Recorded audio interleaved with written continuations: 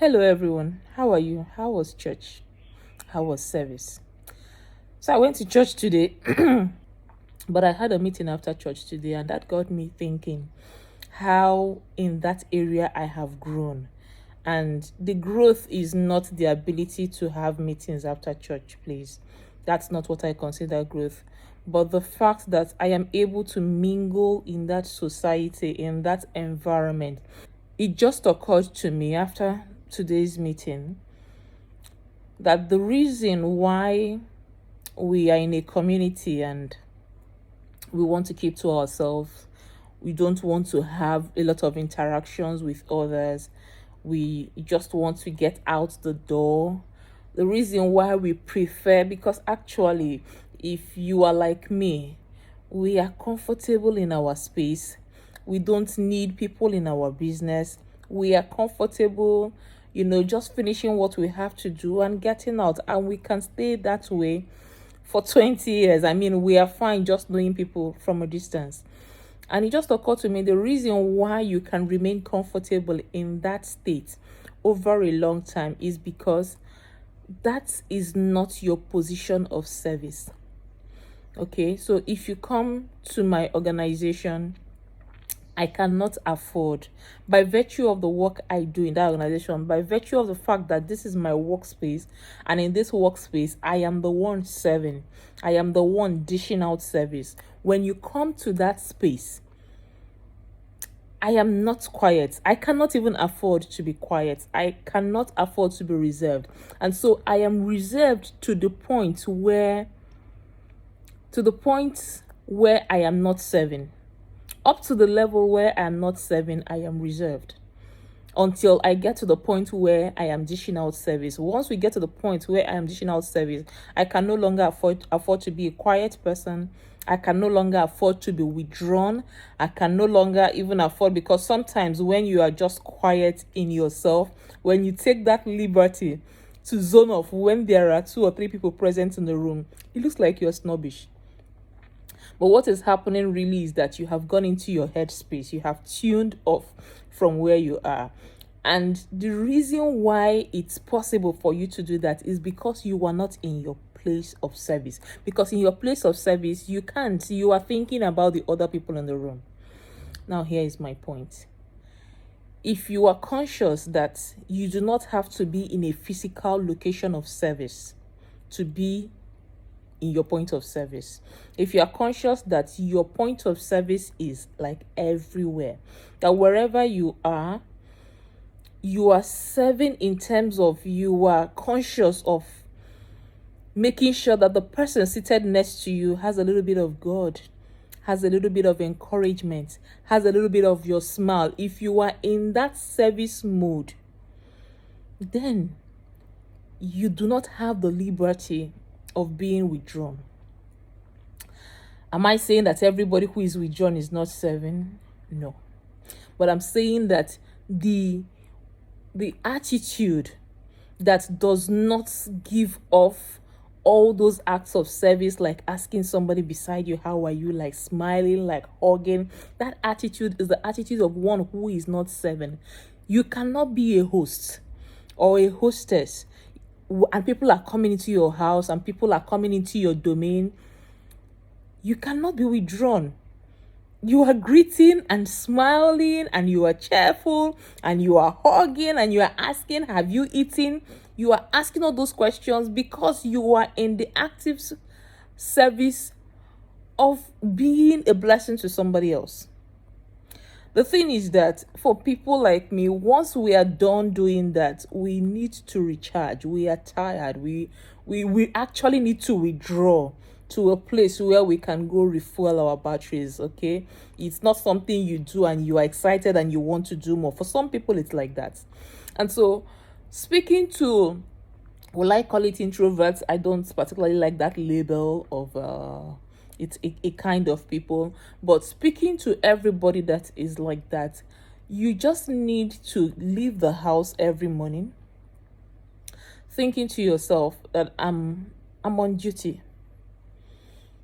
I am out of the house today. I am on my way to give service. And so from the time that I start meeting people, I am actually on service. This is like my business area. This is my service spot that they have come into. And then you want to start hosting them. Where did they come into? They came into your presence. Yes, you now become that presence. And so if they are in your space, you are reaching out to them. You are reaching out to them to give them some of that excellence side, because already you are excellent. Okay, so I'm speaking to people already in your areas of business and the things that you do. When you decide to host, when you decide to take care of people, you are excellent at it. So when you go out to these spaces, and even if it is not your immediate space, even if it is a space, say like church, say it's a family event, okay, when you go out there, you are on duty, you are in a point of service, you are giving out service to this group of people. And so when you are in their midst, it's almost like you are hosting all over again. And so if you don't have any service you give, if you don't have anything that you give to bless other people, you don't walk in a place that demands that of you, sometimes it gets difficult to get into this mood. But if you have ever found yourself in a position of service, if there is something you do that gives service, that demands you are nice, you are polite, you are warm, you are greeting, if there is something that makes that demand of your life at any spot, you can just extend that. By this understanding, you can just extend that to everywhere you go. How do you handle that? Take out periodic times. Take out periodic times to recharge. Take out times to be by yourself. Take out times to refresh and relax in a space where you are alone, or a space where you are comfortable. If you do that often enough, if you do that regularly enough, then when you are going out, you are ready and prepared. Why is this important? Because your world needs some love. There are more people like me than there are people who are originally warm. I think I can say that I am not the warmest, loudest, full of energy kind of person. I don't think I qualify as that. Most of the times, even if I'm in a crowd, I just want to be quiet. I want to listen to what the person at the podium or stage is saying. When he is saying that, that is what I want to do.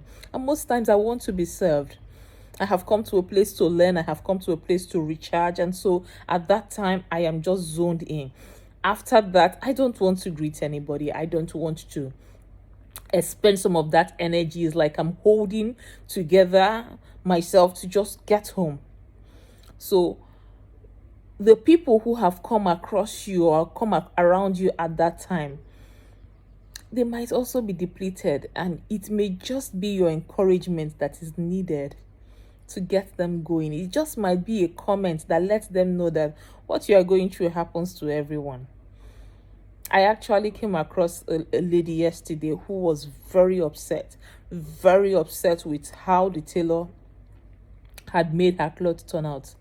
And so by the time I got to know that information, I was like, that's normal. That's what they do all the time. And she was looking at me like she didn't expect that was the kind of conversation I was ready or willing to have with her. But I was like, tailors do this all the time. This is just what to do. But by the way, what you are wearing looks very nice. A person made it very nice, and you really look good. And after I had that conversation, it just dawned on me that we are all looking for affirmation in one way or the other. The world could use a bit more of your affirmation of another person. The world could use a bit more of your encouragement to another person. But the problem is that you are tuned off. You are off duty. Because you are not in your position of primary assignment, you tuned off. In your mind, you have closed for the day. But like women in leadership that we are, we don't really close, do we? We are always on duty. We are always looking out for someone to serve. Anybody that comes into our space, we are hosting. We are always hosting. The moment we are not hosting, we are withdrawn. We are in our rooms. And there are places we can go to outside our homes where we are not hosting. But if we're a bit more attentive, then we will not miss out opportunities of people who are coming by our side.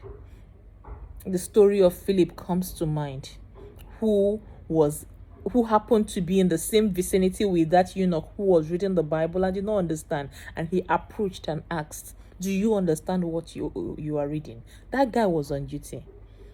That guy was not at the mission field. He was not particular. He was simply on duty, whether he was on the road or without. Can you imagine if we all waited only to get to our desks, then to start being on duty?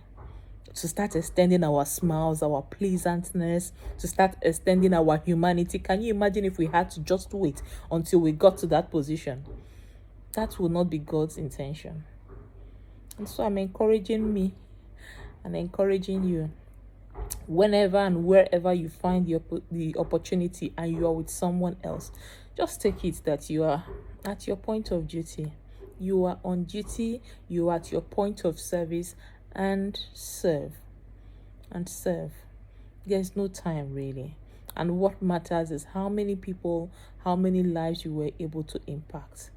I know not everybody feels the same way. I wouldn't feel the same way maybe even a year ago. I used to be a staunch believer that, look, I'm not responsible for everybody else's problem. But who knows? Who knows? You are God's chance that person next to you has a better day, changes her mind about something fundamental. And so have a great day and a great week.